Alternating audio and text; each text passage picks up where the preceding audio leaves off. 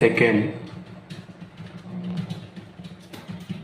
न्यायमूर्ति तलाकशुदा महिला के द्वारा अधिनियम 1986 की धारा 3 के अंतर्गत प्रार्थना क्षेत्राधिकार रखने वाले सक्षम मजिस्ट्रेट के समक्ष ही प्रस्तुत करना चाहिए।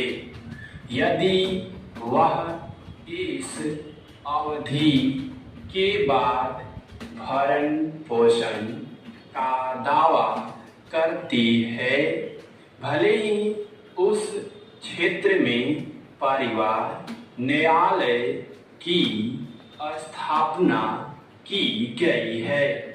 परिवार न्यायालय